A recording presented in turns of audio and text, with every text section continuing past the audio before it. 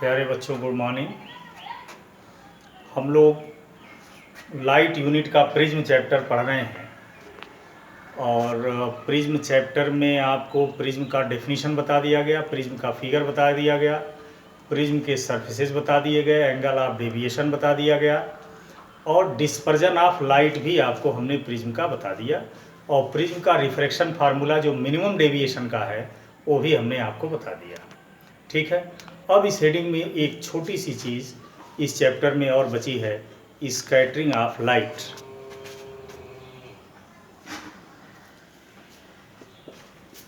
Scattering of light वास्तव में scattering of light तो बड़ा बेहतरीन और लेंदी चैप्टर है और ये बड़ा टेक्निकली ये टफ चैप्टर में कह सकते हो इसको, लेकिन वो सारी चीज़ें जो इसमें बड़ी चीज़ें हैं जैसे रमन स्कैटरिंग, रेले स्कैटरिंग, कॉम्पटन स्कैटरिंग, ये सब हाई स्कूल के ऊपर पढ़ा जाएगा। हाई स्कूल में बस बहुत छोटी सी चीज़ स्कैटरिंग क्या है और थोड़ा सा इसके एप्लीकेशन पढ़ाए जाएंगे। ठीक है ना, तो पहले समझिए स्कैटरिंग होता क्या है। जब कोई लाइट, वाइट लाइट कह लो या कोई भी लाइट हो, किसी ऐसे पार्टिकल पे पड़ती है जिस पार्टिकल की साइज लाइट के वेवलेंथ के नियरली इक्वल हो, जब भी कोई लाइट चाहे वाइट हो चाहे मोनोक्रोमेटिक हो, किसी भी एक कलर की लाइट हो उससे मतलब नहीं है, कोई भी लाइट जब किसी ऐसे पार्टिकल पे पड़ती है जिस पार्टिकल की साइज लाइट के वेवलेंथ के लगभग बराबर हो, तो ऐसे केस में होता क्या है कि ज्यों ही लाइट उस पार्टिकल पे पड़ती है लाइट चारों तरफ फैल जाती है। हालांकि ऐसा है नहीं कि लाइट पड़ते ही पार्टिकल पे फैल गई। होता क्या है वास्तव में, हालांकि छोटे लेवल के बुक में ऐसा लिखा है कि पार्टिकल पे पड़ते ही फैल जाती है, लेकिन रियल में होता क्या है कि जैसे मान लीजिए ये कोई लाइट है, ये लाइट है और ये किसी ऐसे पार्टिकल पे पड़ी कि इस पार्टिकल की साइज जो लाइट इस पार्टिकल पे पड़ रही है उसके वेवलेंथ के ही लगभग बराबर हो, तो ये पार्टिकल करता क्या है, लाइट को एब्जॉर्ब कर लेता है और एब्जॉर्ब करने के बहुत थोड़ी देर बाद अपने भीतर से चारों तरफ रेडिएशन या लाइट को एमिट करता है, चारों तरफ। इसी घटना को स्कैटरिंग कहते हैं और ये जो चारों तरफ ये पार्टिकल लाइट को इमिट कर रहा है, इसी इमिटेड लाइट को हम स्कैटर्ड लाइट कहते हैं, स्कैटर्ड लाइट, और ये इंसिडेंट लाइट है। ठीक है ना, तो इसको ऐसे बिल्कुल समझिए कि जब भी कोई लाइट किसी स्मॉल पार्टिकल जिसकी साइज लाइट के वेवलेंथ के नियरली इक्वल हो पड़ती है, तो पड़ने के बाद चारों तरफ फैल जाती है, इसी घटना को स्कैटरिंग कहते हैं। हमने बताया फैलती क्यों है, ऐसा नहीं कि पार्टिकल पे पड़ी और फैल गई। लाइट जब पार्टिकल पे पड़ती है तो पार्टिकल उस लाइट को एब्जॉर्ब कर लेता है और थोड़ी देर बाद अपने भीतर से चारों तरफ लाइट को रेडिएट कर देता है, एमिट कर देता है। इसी तरह लाइट के इस फैलने की घटना को हम स्कैटरिंग ऑफ लाइट कहते हैं। ठीक है ना, स्कैटरिंग ऑफ लाइट के विषय में एक बात जान लीजिए, the intensity of scattered light, the intensity of scattered light is inversely proportional to fourth power of wavelength यानी इस स्कैटर्ड लाइट की जो इंटेंसिटी है यानी चमक है वो इस लाइट के वेवलेंथ के फोर्थ पावर के इनवर्सली प्रोपोर्शनल होता है। इसका मतलब क्या है, इसको यहाँ आप अपने लैंग्वेज में डबल इन्वर्टेड कामा में लिख लेना। इसका सीधा साधा देसी मतलब ये होगा कि जिस लाइट का वेवलेंथ जितना ही कम होगा उसकी स्कैटरिंग उतनी ही ज़्यादा होगी, फैलाव उतना ही ज़्यादा होगा, बिखराव उतना ही ज़्यादा होगा। और ज्यों-ज्यों लाइट का वेवलेंथ बढ़ता जाएगा उसमें फैलाव स्कैटरिंग कम होगी। तो चूंकि वायलेट कलर का वेवलेंथ सबसे कम होता है इसलिए वायलेट कलर में स्कैटरिंग सबसे ज़्यादा होती है। यानी वायलेट कलर जब मीडियम के पार्टिकल पे पड़ेंगे या किसी पार्टिकल पे पड़ेंगे तो वायलेट कलर में ज़्यादा स्कैटरिंग होगी, वो ज़्यादा फैल जाएगा।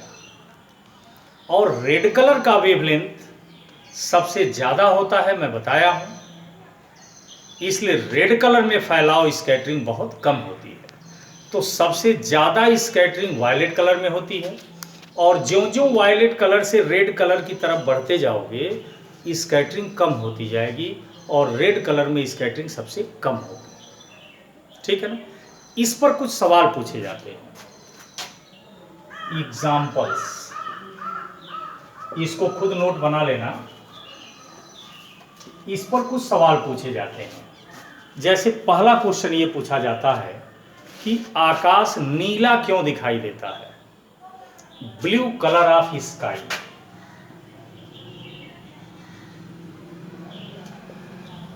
ब्लू कलर ऑफ स्काई, आकाश नीला क्यों दिखाई देता है।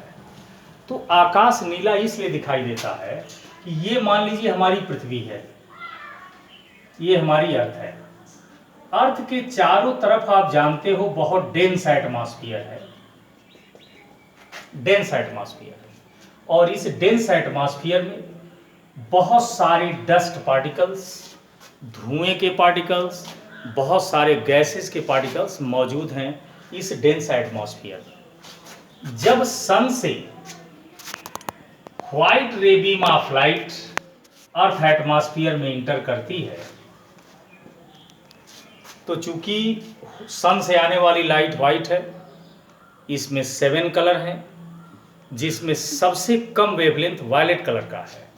तो जब ये व्हाइट लाइट पड़ती है अर्थ एटमॉस्फेयर में तो अर्थ एटमॉस्फेयर की पार्टिकल्स पर जब ये लाइट पड़ती है तो पड़ने के बाद स्कैटरिंग होती है, यानी यहीं से लाइट एटमॉस्फेयर में फैल जाती है। तो चूंकि अभी मैंने बताया है कि वायलेट कलर में स्कैटरिंग सबसे ज़्यादा होती है और ज्यों-ज्यों वायलेट से रेड की तरफ बढ़ोगे स्कैटरिंग कम होती जाएगी। तो यहाँ चूंकि वायलेट कलर में स्कैटरिंग सबसे ज़्यादा होती है इसलिए सन से पड़ने वाली रेडिएशन लाइट जब एटमॉस्फेयर के पार्टिकल पे पड़ते हैं तो सबसे ज़्यादा फैलाव वायलेट कलर में होता है, यानी पूरे एटमॉस्फेयर में वायलेट कलर की रेडिएशंस फैल जाती हैं। तो जब पूरे एटमॉस्फेयर में वायलेट कलर ही फैल जाएगा तो जब आप अर्थ से ऊपर देखोगे तो आपको वायलेट कलर दिखेगा। इसलिए जब आप जमीन से आसमान को देखते हो तो आपको पूरा आसमान नीला दिखाई देता है, वायलेट कलर का दिखाई देता है। इसका कारण स्कैटरिंग ही है। ठीक।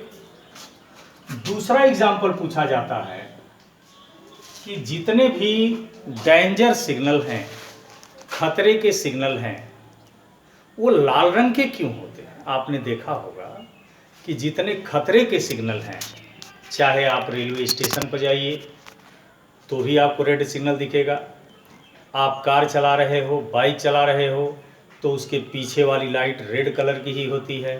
तो खतरे के सिग्नल रेड कलर के इसलिए बनाए जाते हैं कि रेड कलर का वेवलेंथ चूंकि सबसे ज़्यादा होता है इसलिए उसमें स्कैटरिंग बहुत कम होती है, फैलाव बहुत कम होता है। इसलिए रेड कलर की लाइट एटमॉस्फेयर में फैलती कम है और सीधे बहुत दूर तक जाती है। ज़्यादा वेवलेंथ होने के कारण रेड कलर में स्कैटरिंग कम होती है, यानी रेड कलर एटमॉस्फेयर से जब होकर पास करता है तो बहुत ज़्यादा फैलता नहीं है, स्कैटर्ड नहीं होता है, बल्कि सीधे बहुत दूर तक निकलता है। इसीलिए रेड कलर बहुत दूर तक दिखाई देता है। और बहुत दूर तक दिखाई देने के कारण जितने भी डेंजर सिग्नल हैं, खतरनाक सिग्नल हैं, वो रेड कलर के बनाए जाते हैं। ठीक है, तो इस तरह के एग्जाम्पल्स भी पूछे जाते हैं। तो इसमें हो गया स्कैटरिंग क्या है, किस कलर की स्कैटरिंग सबसे ज़्यादा होती है, किस कलर में स्कैटरिंग सबसे कम होती है, और उसमें 2 एग्जाम्पल हमने दिया कि आसमान नीला क्यों दिखाई देता है और जो खतरनाक सिग्नल हैं वो रेड कलर के क्यों बनाए जाते हैं। ठीक है ना, तो आपका ये प्रिज्म चैप्टर कंप्लीट हो गया। ठीक है ना, तो हमने लाइट यूनिट में जो सिलेबस बताया था कि पहला इंट्रोडक्शन, दूसरा रिफ्रैक्शन थ्रू प्लेन सरफेस, तीसरा लेंस थियरी, चौथा प्रिज्म, ये 4 चैप्टर आपके लाइट में ख़त्म हो गए। आपका जो 5वां चैप्टर है ह्यूमन आई। तो जो ह्यूमन आई चैप्टर है उसमें मानव नेत्र यानी ह्यूमन आई का कंस्ट्रक्शन, संरचना कैसा होता है ह्यूमन आई, उसके सारे पार्ट्स के नेम ये याद करने हैं, बुक में दिया है, आप बायो में पढ़े भी हो। और ह्यूमन आई में होने वाले डिजीजेस, मानव नेत्र में कौन कौन सी बीमारियां होती हैं, ठीक है ना, जैसे myopia, hyper myopia, colour blindness, ठीक है ना, जिसको हम लोग हिंदी में निकट दृष्टि दोष, दूर दृष्टि दोष, बड़ांधता तमाम कहते हैं। तो ये जितने भी डिजीज़ हैं ह्यूमन आई के 4-5, वो डिजीज़ हैं क्या, और उन डिजीज़ से बचने के लिए हमें कौन से लेंस का उपयोग करना चाहिए, ये बुक में दिया। इसको पढ़ लीजिए, इसको पढ़ाने की ज़रूरत नहीं है, थियरेटिकल है पूरा। समझ में आया? तो ह्यूमन आई के सारे पार्ट पढ़ जाइएगा, ह्यूमन आई का कंस्ट्रक्शन पढ़ जाइएगा कैसा होता है। उसके बाद मानव नेत्र में जो बीमारियां हैं, डिजीजेज हैं, निकट दृष्टि दोष है, दूर दृष्टि दोष है, बड़ांधता है, तो ये रियल में होता क्या है और इसको दूर करने के लिए उपाय क्या है या किस लेंस का प्रयोग करते हैं, ये 2-2 लाइन का है, बुक में दिया। इसको लिख के याद कर लीजिएगा। यदि कहीं दिक्कत होगी तो बताना, दिक्कत नहीं होगी तो हम ये लाइट चैप्टर आपका कंप्लीट मान रहे हैं। अब इसके जितने भी न्यूमेरिकल आपके बुक में हैं, बुक की दुकान खुली है, परचेज कर लीजिए, सारी शॉप्स खुली हैं। तो जितने भी न्यूमेरिकल आपके लाइट यूनिट में हैं उनको आप एक तौर पे लगा लीजिएगा, और जहाँ जो न्यूमेरिकल प्रॉब्लम है हमको आप सैटरडे को भेज दीजिएगा, हम सारे न्यूमेरिकल सॉल्व कर देंगे। और कल के पार्ट में हम इलेक्ट्रिसिटी चैप्टर स्टार्ट करेंगे, जो फिजिक्स का सबसे इम्पॉर्टेंट चैप्टर है। तो आज वीडियो में चूँकि यही चैप्टर कंप्लीट करना था, इसलिए आज वीडियो हमने शॉर्ट ही बनाया है। अब अगला चैप्टर इस पार्ट में शुरू नहीं करेंगे, कल आपको इलेक्ट्रिसिटी स्टार्ट करेंगे। थैंक यू बेटा।